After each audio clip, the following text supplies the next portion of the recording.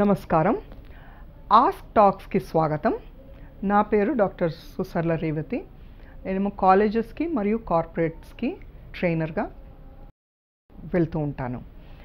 ఇవాల్టి మన విషయం హార్మోనియస్ హోమ్స్. హార్మోనియస్ హోమ్స్ అంటే ఆనందదాయకమైన ఇళ్ళు. ఈ హార్మోనియస్ హోమ్స్లో 3 టాపిక్స్ ఉన్నాయండి. ఒకటేమో లా ఆఫ్ అట్రాక్షన్, ఇంకోటి plan a perfect parenthood, 3 awaken the Abhimanyu. మీకు ఒక్కొక్క దాని గురించి నేను మీకు సంక్షిప్తంగా చెప్తాను. ఇవి 3 అంటే ఒకే దాని గురించి, అంటే హార్మోనియస్ హోమ్స్లోనే ఇవి 3 ఉంటాయి. కొన్ని విషయాలేమో 3టికి సంబంధించినవి, కొన్ని మాత్రం ఒక్కొక్క టాపిక్కి వేరువేరు ఉంటాయి. అంటే వేరువేరుగా ఉన్నది కాకుండా నేను మీకు ఈ 3 కలిపి ఏమేమి దీనికి కామన్ ఫ్యాక్టర్స్ ఏమేమైతే ఉన్నాయో వాటిని మాత్రమే నేను మీకు చెప్తూ ఉంటాను. మనం చూస్తూ ఉంటాము ఇళ్లల్లో ఇద్దరు వ్యక్తులు అంటే వాళ్ళేమో భార్యాభర్తలే కావచ్చు, అన్నదమ్ములు అక్క చెల్లెళ్ళే కావచ్చు, లేకపోతే తల్లిదండ్రులు పిల్లలే కావచ్చు.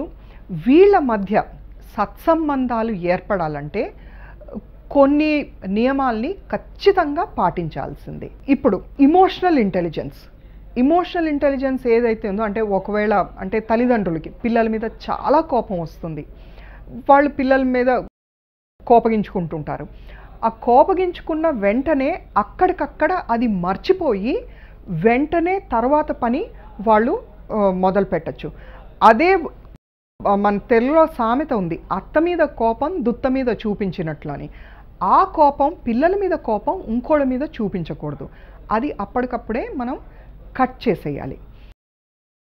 దీనికి ఎలా కట్ చేయాలి అనేదే చాలా ముఖ్యం. ఇప్పుడు మన ఇల్లు రోజు శుభ్రం చేసుకుంటూ ఉంటాం. అలాగే మనం రోజు బాహ్యంగా మనం రోజు స్నానం చేసుకుంటాం. ఈ ఎండాకాలం అయితే 2 సార్లు స్నానాలు చేస్తాం. అదే మనం దీన్ని శుభ్రం చేస్తున్నామా, దీన్నే మనం మెంటల్ హౌస్ క్లీనింగ్ అని అంటాం. మెంటల్ హౌస్ క్లీనింగ్ అంటే ఇప్పుడు రోజుకి, అంటే అధ్యయనంలో ఏం తేలిందంటే ఒక 24 గంటల వ్యవధిలో ఒక సగటు మనిషి మెదడులో 60,000 నుండి 90,000 ఆలోచనలు పరిగెడుతూనే ఉంటాయి. వీటిలో కేవలం 5% ఆలోచనలే మనకి ఉపయోగపడేవి. అంటే ఈ తక్కిన 95% ఆలోచనలు మనకు అస్సలు పనికిరానివి. దీన్ని మనసులోంచి, మెదడులోంచి ఎలాగ తుడిచేయాలన్నదే ముఖ్యమైనది. ఒకటేమో మెడిటేషన్ అనొచ్చు. రకరకాలు, అంటే ఈ మెడిటేషన్లోనే చాలా రకాలు ఉన్నాయి. ఈ మెంటల్ హౌస్ క్లీనింగ్ అనేది ముఖ్యం.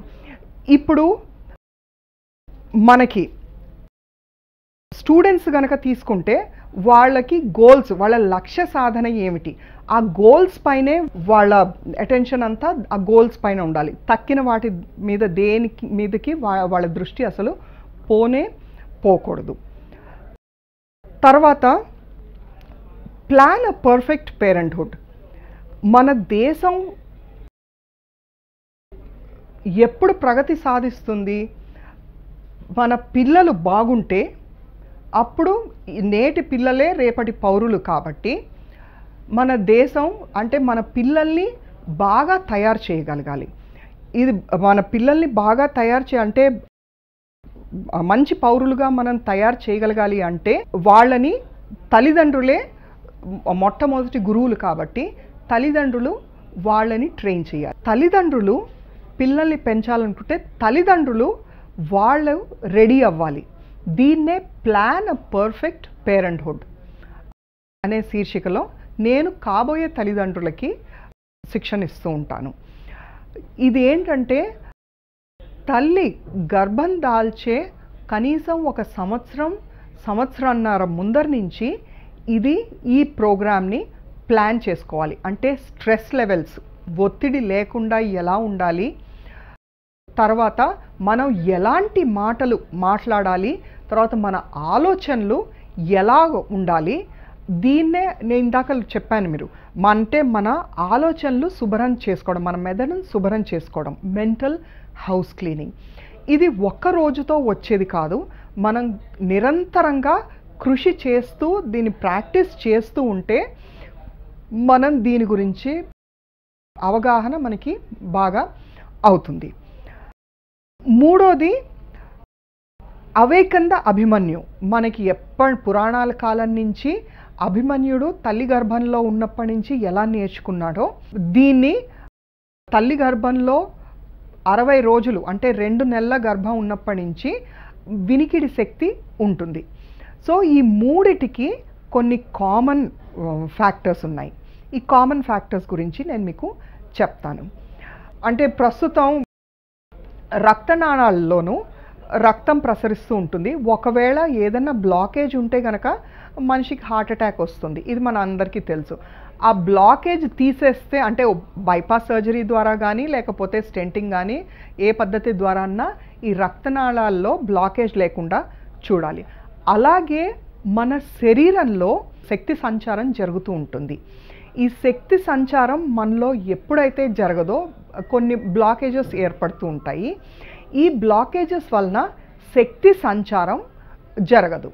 ఈ శక్తి సంచారం జరగనప్పుడు మనకి మన లక్ష్యం మీద, మన గోల్ మీద దృష్టి కేంద్రీకరించడం కష్టమైపోతూ ఉంటుంది.